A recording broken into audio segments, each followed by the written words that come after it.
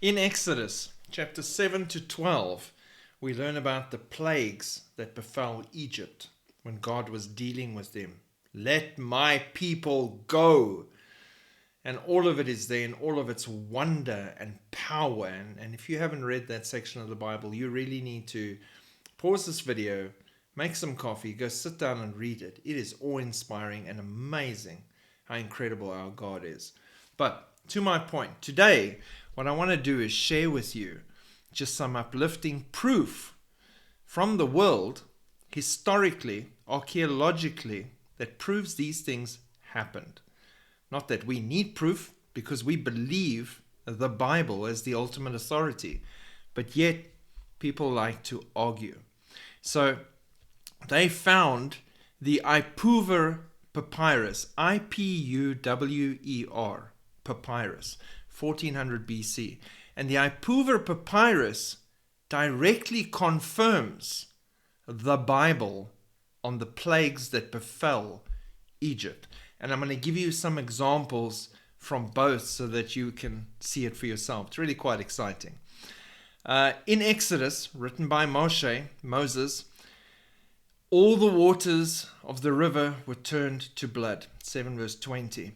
There was blood throughout all the land of Egypt, and the river stank. 7:21. And all the Egyptians dug around the river for water to drink, for they could not drink of the water of the river. 7:24. In the Ipuwer Papyrus, plague is throughout the land, blood is everywhere. 2 verse 5 to 6. 2:10, the river is blood. Men shrink from tasting human beings and thirst after water. 3:10 to 13.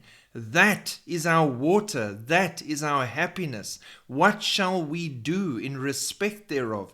All is ruin. They're describing what happened, that the Bible's already told you what's happening.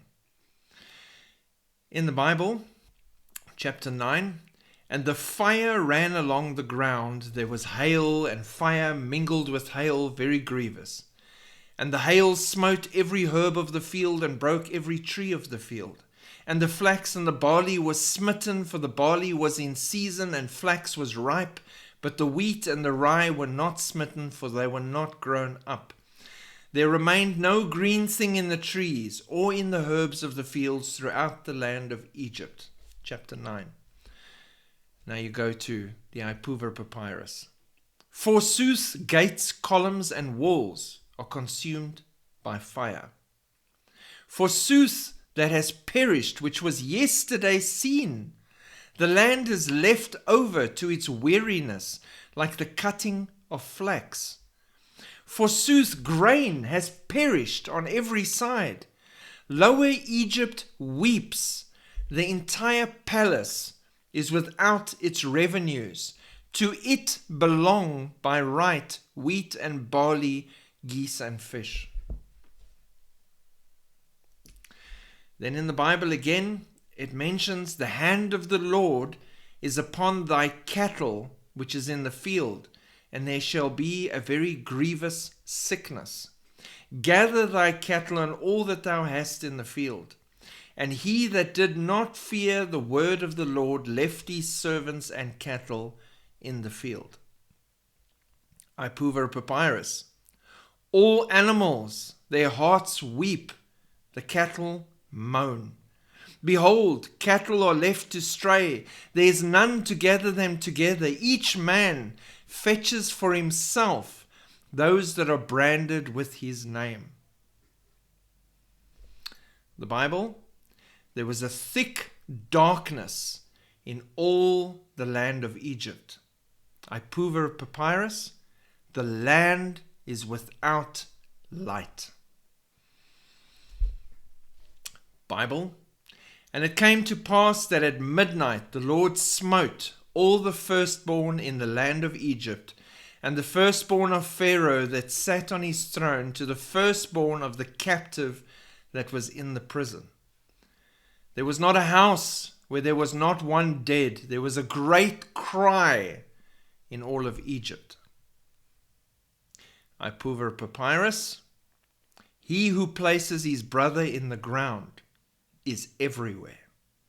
It is groaning throughout the land, mingled with lamentations. Forsooth, the children of princes are dashed against the walls.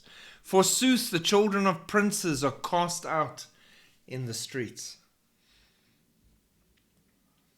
The Bible, by day in a pillar of cloud to lead them the way, and by night in a pillar of fire to give them light, to go by day and night. Ipuwer Papyrus. Behold, the fire has mounted up on high. Its burning goes forth against the enemies of the land. Bible. And they requested from the Egyptians silver and gold articles and clothing, and God made the Egyptians favor them and granted their request. The Israelites thus drained Egypt of its wealth. Ipuwer Papyrus. Gold and lapis lazuli, silver and malachite, cornelian and bronze are fastened to the neck of female slaves. Everything in the Word of God is true.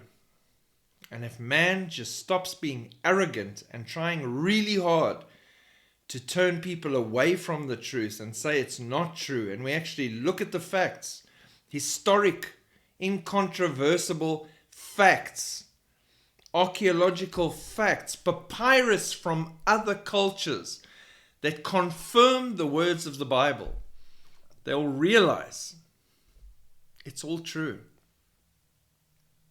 Every dot, every word, every sentence.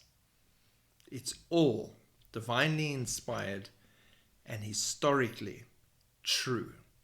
They are not just stories, they are facts. God bless. Keep looking up. Shalom.